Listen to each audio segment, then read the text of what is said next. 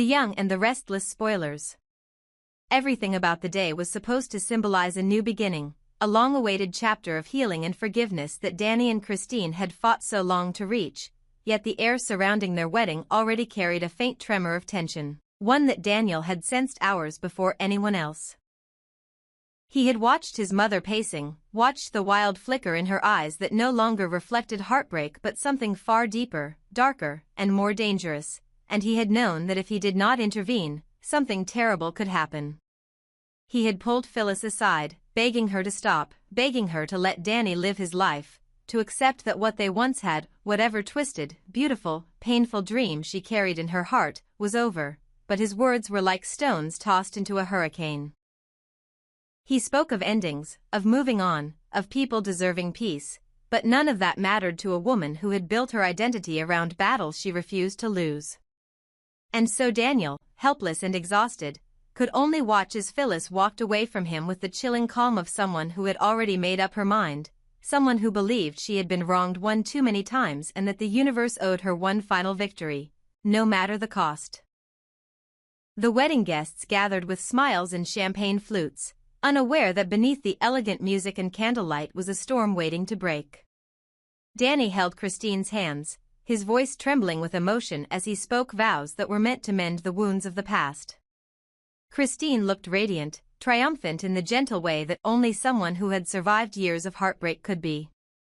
The applause was warm, the joy was sincere, and for a moment everything felt right. But in the midst of celebration, outside the venue's shimmering lights, Phyllis stood in the shadows, clutching a small black handgun with a grip so tight her knuckles turned white. The plan she had stitched together in her mind, a desperate, reckless plan born from jealousy, humiliation, and the fear of being forgotten, had taken full control of her, drowning out the remnants of reason Daniel had tried to spark inside her earlier. She told herself she only wanted to scare Christine, only wanted to shake Danny awake, to remind him who had always been there for him, who had fought for him, who had sacrificed but never been chosen.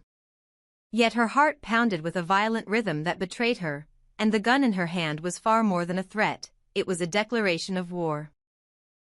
Phyllis entered the venue just as Danny and Christine leaned close to cut their wedding cake, the room filled with laughter and golden lights that danced along the walls. And then everything stopped. Gasps rippled through the crowd as people turned toward the red-haired figure now standing in the doorway, her face pale, her eyes burning with a fury that no longer resembled heartbreak but something unhinged. Daniel rose from his seat, panic flashing across his features as he realized what his mother was holding, but before he could reach her, before anyone could comprehend the depth of her madness, Phyllis raised the gun.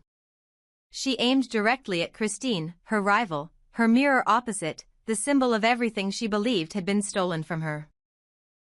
And in a voice trembling from rage and wounded pride, she told her there would be no happy ending, no fairy tale, not for Christine, not for Danny, not while Phyllis Summers still drew breath. She said there would be a war, that Christine had pushed her too far for too many years, that no one steals Danny from her and walks away unscathed. The moment felt endless, stretched into a sickening slow motion, and then the sound shattered the room. A gunshot, thunderous and violent, echoing through the walls and ripping the wedding celebration in half.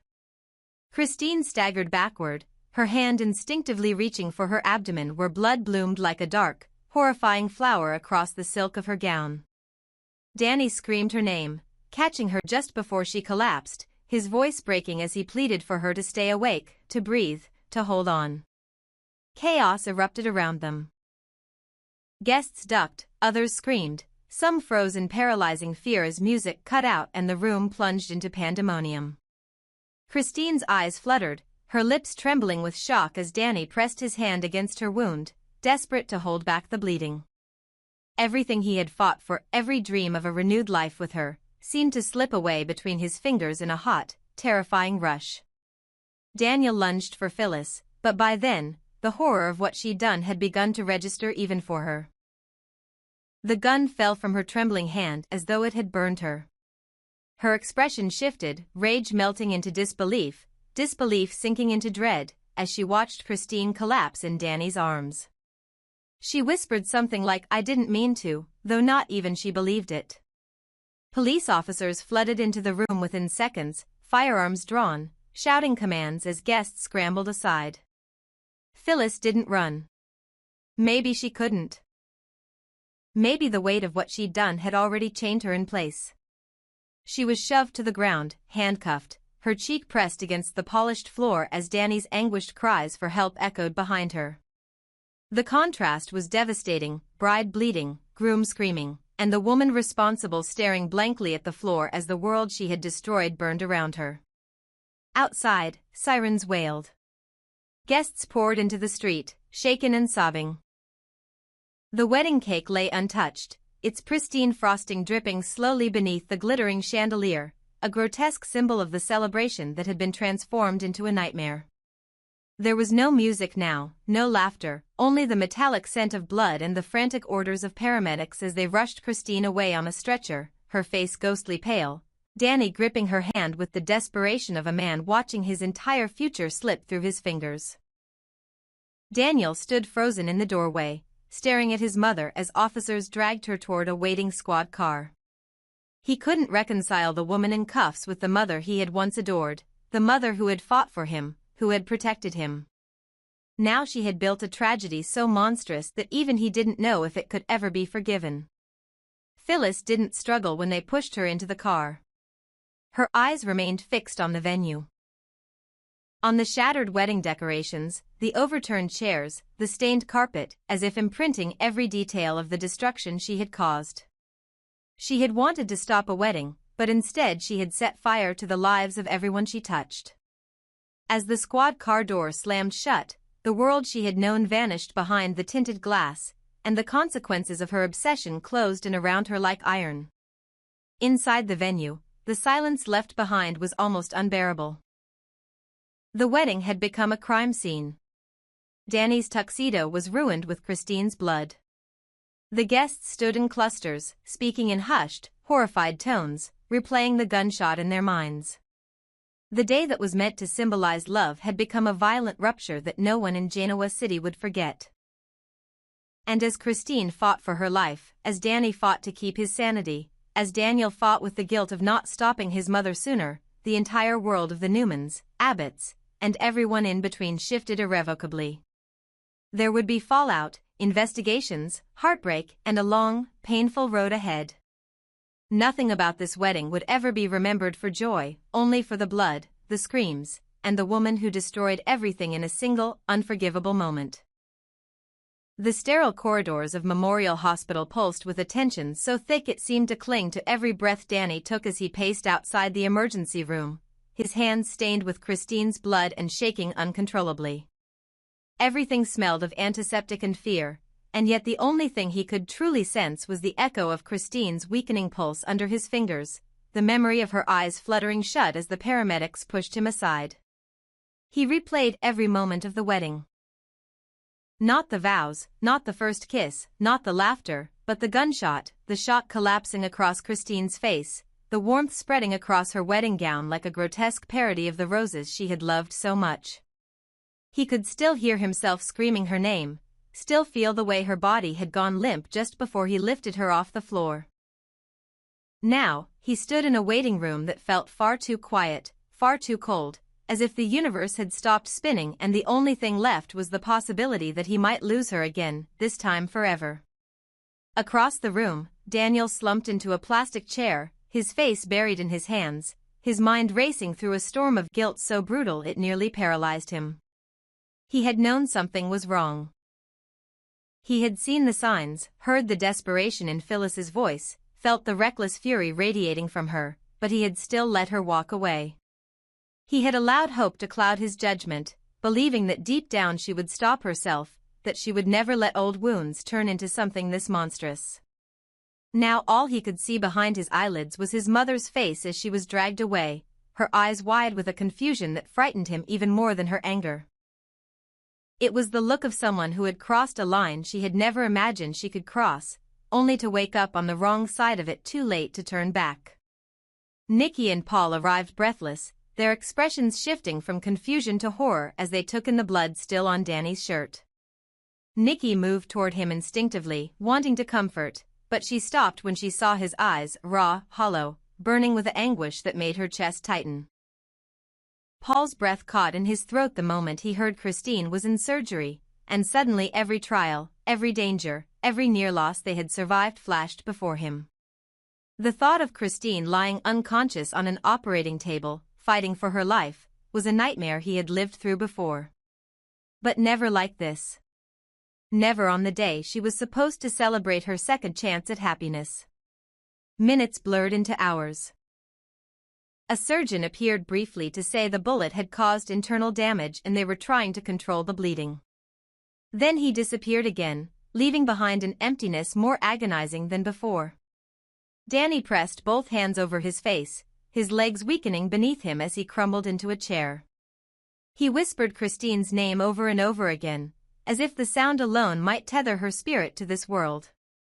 But it felt like shouting into a void. Meanwhile, in the police station, Phyllis sat in an interrogation room that felt too bright, too quiet, her wrists still red from the handcuffs. The shock of the arrest had worn off, replaced by a sickening disorientation, a storm of fragmented thoughts, remorse, rage, denial, and horror chasing each other in endless circles. She could still feel the weight of the gun, still hear the echo of the shot, still see Christine falling. At moments she told herself she hadn't meant it, that it had been an accident, that she just wanted to scare Christine, not kill her. But in other moments, darker ones, she replayed the whisper in her mind that had urged her forward, that had demanded she take back control, that had convinced her she had nothing left to lose. Her breath trembled as she tugged anxiously at her fingers, her eyes darting around the room like a trapped animal. The police officers watching her exchanged looks. Some noting her instability, others her volatility, but no one could decide which version of Phyllis they were seeing. Was she remorseful? Or unraveling? Was she shocked by what she'd done? Or simply frightened by the consequences? When Michael Baldwin burst into the room, frantic and pale, she looked up as if she had been drowning and someone had finally thrown her a rope. But the relief dissolved instantly when she saw the expression in his eyes, a mixture of disappointment, disbelief, and pain. He asked her what she had done, why she had ruined everything, why she had taken a day meant for joy and turned it into a battlefield. Phyllis's lips trembled as she opened her mouth, but no coherent explanation came out. How could she explain that she had felt abandoned, invisible, erased? How could she admit she had let her heartbreak grow fangs and swallow her whole? Michael pressed her, not out of cruelty but because he needed something, anything, to defend her with. But the more she tried to speak, the more tangled her thoughts became, and soon she was sobbing uncontrollably, her face contorted with anguish. "I didn't mean to," she choked out. I just wanted her to stop taking everything from me. I just wanted Danny to see me again." Michael closed his eyes. It was worse than he feared. It wasn't only guilt consuming her, it was delusion. Back at the hospital, the operating room doors finally swung open, and the surgeon stepped out, removing his gloves with the heavy weariness of someone who had just wrestled with fate. Danny sprang to his feet so quickly the chair behind him toppled over. The surgeon explained that Christine was alive but unconscious, the bullet having caused severe internal bleeding and damage that required hours of repair. She was stable, for now. But they wouldn't know the full extent of the trauma until she woke up. Relief hit Danny with such force that he nearly collapsed again, but it was mixed with dread, because stable for now was a thin, fragile thread to cling to. He was allowed to see her, and when he stepped into the recovery room, everything inside him broke. Christine lay pale beneath the harsh fluorescent lights, tubes and monitors surrounding her like a prison of fragile hope. Her wedding dress had been cut away, replaced with a hospital gown. The bandages across her abdomen were stained slightly pink. Her breathing was shallow, uneven. But she was here. And that was enough for Danny to fall to his knees beside her bed, resting his forehead near her hand as he whispered apologies, promises, and desperate pleas for her to fight. Paul joined him moments later, unable to hold himself back. He stood silently beside the bed, his heart aching with the weight of every memory he had ever shared with Christine, every moment he had almost lost her before. He placed a gentle hand on her arm, his voice cracking as he told her she wasn't allowed to leave them. In the hallway, Daniel watched through the window, tears running silently down his face. It wasn't just grief for Christine. It was the crushing realization that his mother might have destroyed every last thread of trust she had with him, with Summer, with everyone she cared about. His family had imploded in a single gunshot. Meanwhile, at the station, Phyllis sat curled into the corner of the interrogation room, rocking slightly, her mind slipping between lucidity and chaos. For the first time, genuine fear took hold. Not fear of prison. Not fear of judgment. Fear of facing the reality that she might have just permanently destroyed Danny's life, and Christine's. Fear that she might have become the villain in a story she had always convinced herself she was the victim of. She whispered Danny's name, then Daniel's, her voice breaking like a child's. But the walls didn't answer. No one came to comfort her. And the silence of the room seemed to whisper back the unthinkable, "You did this. You pulled the trigger. There is no coming back." In that moment, she didn't know if the tears on her cheeks were because she regretted it, or because she still couldn't stop blaming Christine. And that truth, twisted, devastating, and morally fractured, was the final sign that Phyllis Summers wasn't just guilty. She was spiraling into a darkness she might never escape.